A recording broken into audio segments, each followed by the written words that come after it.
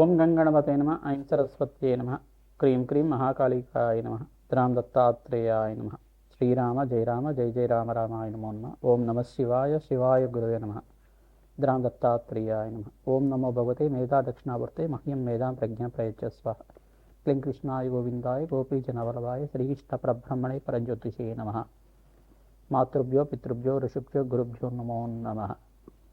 YouTube ప్రేక్షకులందరికీ కూడా నమస్కారం అండి. నేను పాలపర్తి గురునాథ శర్మ జ్యోతిష్యం వాస్తు సిద్ధాంతిని.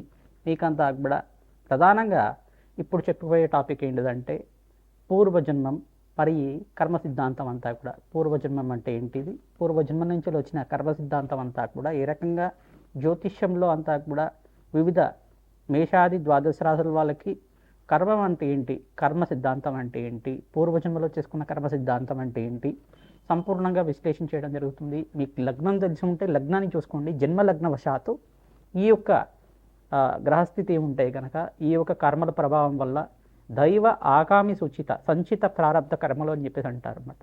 అంటే పూర్వజన్మలో చేసుకున్న కర్మశేషం కానీ ఈ జన్మలో అనుభవించాల్సిన కర్మం కానీ మనం చేసుకున్న కర్మలైనా కానీ అంటే పూర్వజన్మలో చేసుకున్న కర్మలైనా కానీ ప్రధానంగా ఎటువంటి కర్మలకంతా కూడా కర్మ సిద్ధాంతం ప్రకారంగా ప్రతి ఒక్క మానవుడంతా కూడా ఆ కర్మని అంతా కూడా సంపూర్ణంగా అనుభవించి తీరాల్సిందే.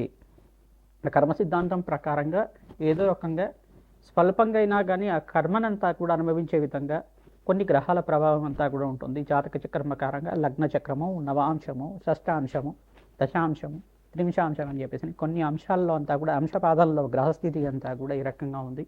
విశ్లేషణ చేసుకొని అంతా కూడా అందరికీ పరిష్కారం చేసుకోవడం జరుగుతుంది. జన్మ జాతకమే ప్రధానమైన జాతకంగా ఉంటుంది. లగ్నం తెలిసి ఉంటే కనుక లగ్నాన్ని చూసుకోండి, లేదు రాశి తెలిసి ఉంటే కనుక రాశిని చూసుకోండి. కర్మ సిద్ధాంతం అంతా కూడా పూర్వకర్మ సిద్ధాంతం ప్రధానంగా చూసుకుంటే నవమస్థానాన్ని కేంద్రంగా చెప్తుంది. మరి ఆ నవమస్థానాన్ని అనుభవించే విధంగా చేసేది దశమస్థానం అంటుంది. ప్రధానంగా ఈ యొక్క మళ్ళీ లగ్నము శరీర కారకత్వాల గురించి చెప్తుంది. శరీరంలో మీరు ఎటువంటి ఆరోగ్యంగా ఉంటారు, ఎటువంటి అనారోగ్యాలతో ఇబ్బంది పడుతుంటారని చెప్పడం జరుగుతుంది. ద్వితీయ స్థానం కుటుంబ స్థానం గురించి చెప్తుంది, ధనయోగాల గురించి చెప్తుంది. ఈ స్థానాలు ప్రధానంగా చూసుకుంటే పుత్రస్థానం పంచమ స్థానం అవుతుంది. ఆకస్మిక వ్యయము ఆకస్మిక లాభాలంతా కూడా ప్రధానంగా చూసుకుంటే అష్టమ స్థానము ఆయుస్థానం చెప్తుంది.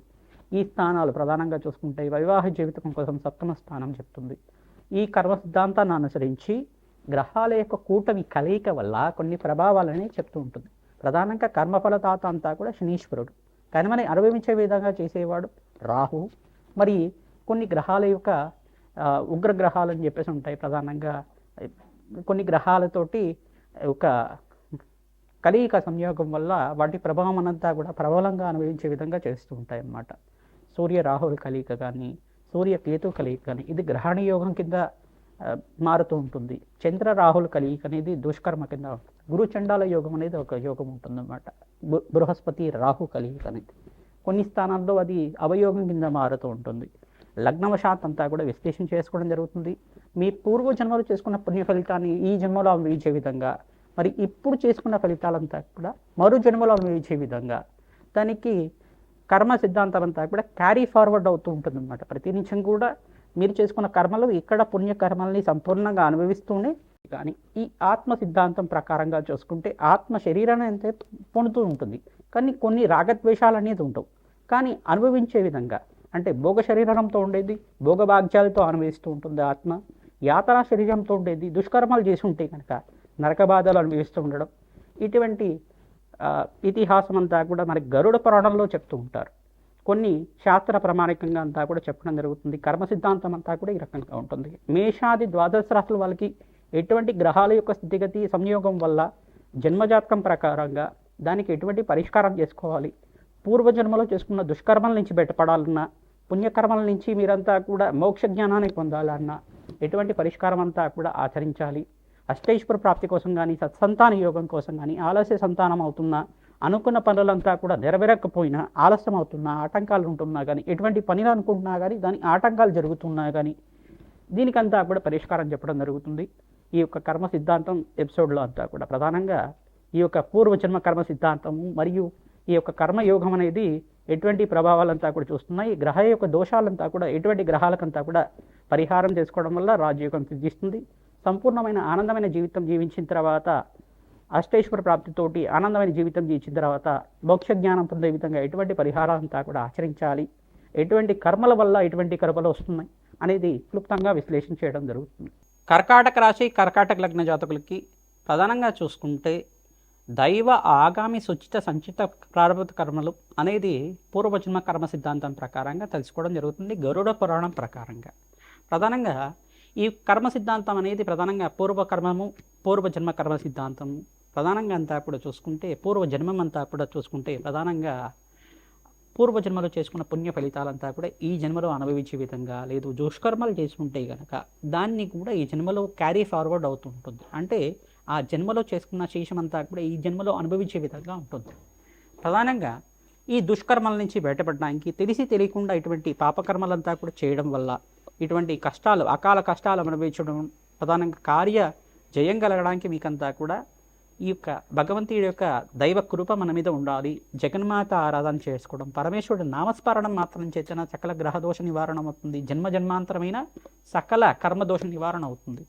దైవ ఆగామి సుచిత సంచిత ప్రారంభ కర్మలు అంటారు. ప్రధానంగా పూర్వజన్మలో చేసుకున్న కర్మశేషము, తెలియకుండా చేసిన కర్మశేషము, ఈ జన్మలో చేసుకున్న అనుభవించాల్సిన కర్మము, మరి ఈ జన్మ ద్వారా మనకు వచ్చిన అనుభవం అంటే జన్మ ద్వారా వచ్చిన కర్మశేషము, మరి ఈ జన్మ ద్వారా వచ్చిన పుణ్యకర్మము, అంటే రాబోయే జన్మలో కూడా మనము ఈ కర్మ చేసుకున్న ఫలితం వల్లే వచ్చే జన్మ అంతా కూడా మంచిగా ఉంటుంది. ఈ కర్మ సిద్ధాంతం ప్రకారంగా ఈ యొక్క కర్మయోగం అనేది ఉంటుందన్నమాట. ఈ యొక్క పూర్వకర్మ సిద్ధాంతం ప్రకారంగా ఈ యొక్క రుణాలు అనేది ఉంటుంది. మాతృ రుణం, పితృ రుణం మరియు భాతృ రుణం, ఋషి రుణం, దైవ రుణం అని చెప్పేసి అంటారు.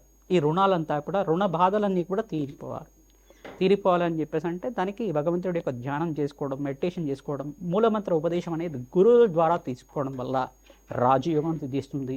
ప్రధానంగా లగ్నం తెలిసి ఉంటే కనుక లగ్నాన్ని చూసుకోండి, రాశి తెలిసి ఉంటే కనుక రాశిని చూసుకోండి.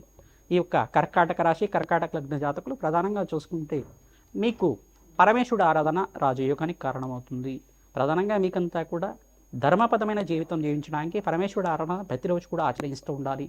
గురు కటాక్షం లభించడానికి దత్తాత్రేయ స్వామివారి ఆరాధన, శ్రీకృష్ణ పరమాత్మ ఆరాధన, మేధా దక్షిణామూర్తి స్వామివారి ఆరాధన, అమ్మవారి ఆరాధన విశేషంగా చేసుకున్న వాళ్ళకి రాజయోగం సిద్ధిస్తుంది, అష్టైశ్వర ప్రాప్తి కలుగుతుంది. ఈ యొక్క మానసదేవి ఆరాధన కూడా ఈ యొక్క కర్కాటక రాశి జాతకులకు కూడా సర్పదోషాలు, సర్పశాంతులంతా కూడా ఆచరించడం వల్ల రాజయోగానికి కారణమవుతుంది, అష్టైశ్వర ప్రాప్తి కలుగుతుంది. సంతానం అంతా కూడా ఆలస్యం అవుతూ ఉండడం కానీ, అనుకున్న పనులు వాయిదా పడుతుండడం కానీ, ఫైనాన్షియల్ గ్రోత్ లేకపోవడం కానీ, వాహన ప్రమాదాలు అవుతూ ఉండడం కానీ, ఇటువంటి కర్మదోషాలంతా కూడా జరుగుతూ ఉంటాయి. ఆకస్మికంగా ధనాన్ని నష్టపోవడం అనేది జరుగుతూ ఉంటుంది. ఎవరికన్నా ఇచ్చిన డబ్బులు రాకపోవడం కానీ, ఇటువంటి ప్రభావం అంతా కూడా కర్మయోగంలో చెప్పడం జరుగుతుంది. ప్రధానంగా చెప్తుంటే కనుక మీరు అనుభవించిన పుణ్యకర్మం అంతా కూడా భగవంతుడి ప్రీతికరంగా రాజశ్యామల హోమాది కార్యక్రమాలు ఆచరించుకోవడం, అన్నదానం చేయడం వల్ల సులభంగా తీరాలని చెప్పేసి అంటే అన్నదానం అంతా కూడా ఆచరిస్తూ ఉండాలి. ఆవు దూడ దానాన్నంతా కూడా దానం చేయడం, గోమాత దానం అంతా కూడా పచ్చిక తిరగపిండి గ్రాసంతో ఈ యొక్క గోశాలలో కానీ బ్రాహ్మణత్వంకంతా కూడా దానం చేయడం వల్ల అష్టైశ్వర ప్రాప్తి కలుగుతుంది, ధన ధాన్యాది సమృద్ధి కలుగుతుంది. ఎవరైతే గోదానాన్ని అంతా కూడా చేస్తూ ఉంటారో గోదానం చేయడం వల్ల రాజయోగ ప్రాప్తి కలుగుతుంది, బ్రహ్మలోక నివాసం కలుగుతుంది, పుణ్యలోక ప్రాప్తి కలుగుతుంది, గోలోక ప్రాప్తి కలుగుతుంది, శ్రీకృష్ణ పరమాత్మ అనుగ్రహం అంతా కూడా లభిస్తుంది. దత్తాత్రేయాయ స్మరణ మాత్రైన సంతుష్టాయ నమః నామాన్ని జపాన్ని ఆచరించండి, అష్టైశ్వర ప్రాప్తి కలుగుతుంది, రాజయోగం సిద్ధిస్తుంది.